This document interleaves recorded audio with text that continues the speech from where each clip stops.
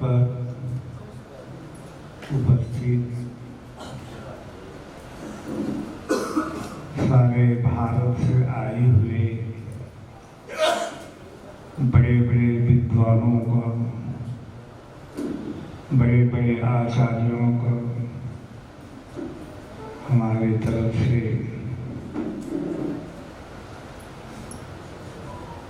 कोटि कोटि प्रणाम है। यहाँ पर उपस्थित सारे भक्तगण और धर्म में श्रद्धा रखने वाले श्रद्धालु, आप लोगों को मेरे तरफ से नमन है, जो कि हृदय में भक्ति भाव को रख करके आप लोग यहाँ पर उपस्थित होते हैं। प्रायः इस प्रांगण में प्रायः कुछ न कुछ माता जी के विषय में अनुष्ठान चलता ही रहता है, लेकिन बड़े श्रद्धा के साथ, बड़े आग्रह के साथ यहाँ पर उपस्थित होकर के आप लोग इस स्थान की मर्यादा को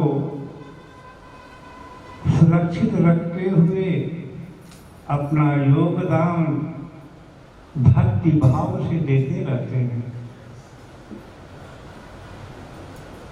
आज ये जो 3 दिन का अनुष्ठान यहाँ के मंडली द्वारा, यहाँ के जो उपस्थित कार्यकर्ता, देखरेख करने वाले, अपना अमूल्य समय देकर के जो इस कार्यक्रम की स्थापना के लिए एक आगे आकर के बहुत प्रांतों से लोगों, बड़े बड़े विद्वानों को एकत्रित करके हमारे धर्म के जागृत करने के लिए, जो कि आज बहुत गहराई के नीचे चला जा रहा है, एक प्रयास, एक बहुत अमूल्य संग्राम है।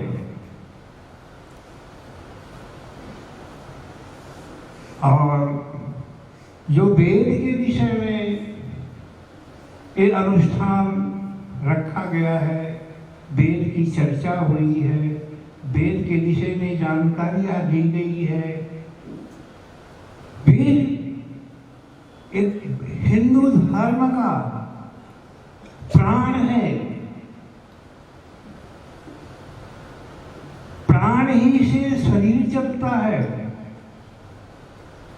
एक मामूली बात नहीं है, लेकिन उसको धीरे धीरे लुप्त होता जा रहा है, धीरे धीरे उसकी मर्यादा कम होती जा रही है। इससे मनुष्य की भावनाएं भी लुप्त होती जा रही है। आज कोई किसी भी व्यक्ति देखो, गांव में देखो, शहर में देखो, इतना अहंकार में डूबा हुआ है कि उसके बड़े छोटे और अपने और पराये की कोई पहचान नहीं है। ये हमारा धर्म सिखाता है, लेकिन धर्म से वो विचलित होकर के भटक गए हैं। उनको ज्ञान नहीं है। उस ज्ञान का मूल वेद है, ज्ञान माने बताने के लिए, शिक्षा देने के लिए। पहले के ऋषि महर्षि मुनि लोग वेद का ज्ञान देते थे, पाठशालाएं खोलते थे, लेकिन अब भी वो नाम तो चलता है भाई, वेद विद्यालय खोल दिया है। लेकिन वहां अब वो पहले जैसी भावनाएं नहीं है। वहां भी एक बिजनेस हो गया है, क्योंकि धर्म और बिजनेस में बहुत अंतर है। बिजनेस होता है बनियों का, धर्म होता है ब्राह्मणों का। ब्राह्मण ही यदि बनिया बन जाए तो दोनों में अंतर क्या रहता है?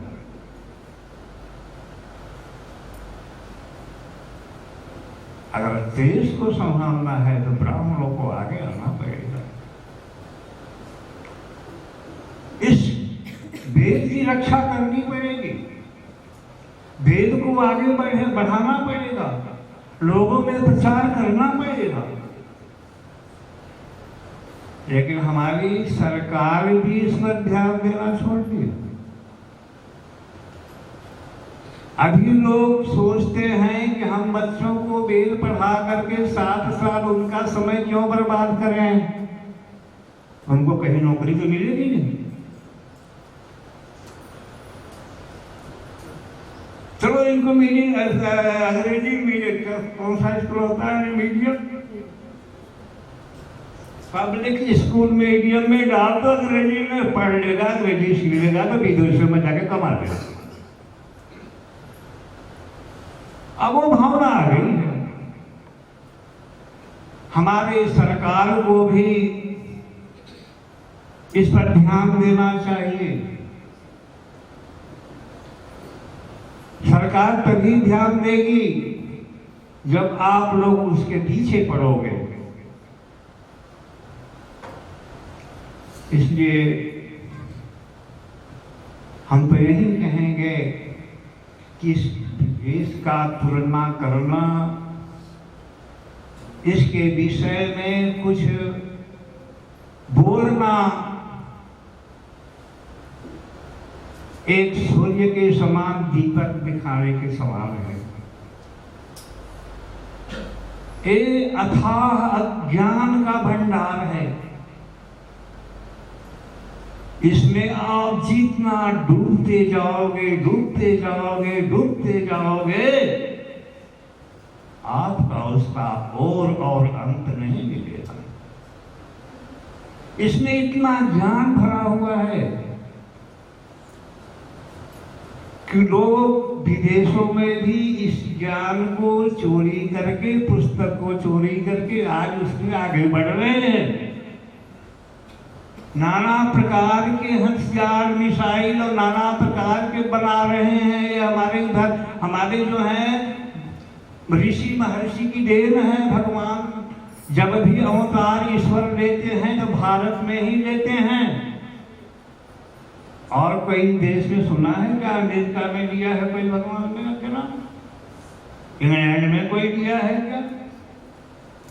अफगानिस्तान में लिया है क्या? क्योंकि ये धर्म की नगरी है। भारत एक धर्म गुरु देश है। इसको बचाने के लिए आप जैसे बड़े बड़े विद्वानों को आगे आकर के उसकी बैठक करके, उसके विषय में चर्चा करके इसको आगे बढ़ाना, तो ही हमारा भारत देश टिक पाएगा। नहीं तो सभी लोग अंग्रेज बन जाएंगे। अंग्रेज बन जाएंगे तो जो अंग्रेज वहां पर अमेरिका और इंग्लैंड में होता है ना, वही परिस्थितियां आज यहाँ हो जाएगी। अब भक्ष लोग भक्ष करने लगेंगे, कोई किसी को नहीं मानेगा। जब उनको अपने धर्म का ही ज्ञान नहीं होगा तो क्या करेंगे? इसलिए हम आप लोगों से निवेदन करते हैं, इसके ज्यादा हम कुछ बोल नहीं पाएंगे क्योंकि वेद के विषय में चर्चा करना आप जैसे महान विद्वानों का काम है। हम जैसे लोगों का कहना कोई बड़ी बात नहीं होती है। इसलिए यहाँ पर उपस्थित सभी लोगों को हमारे तरफ से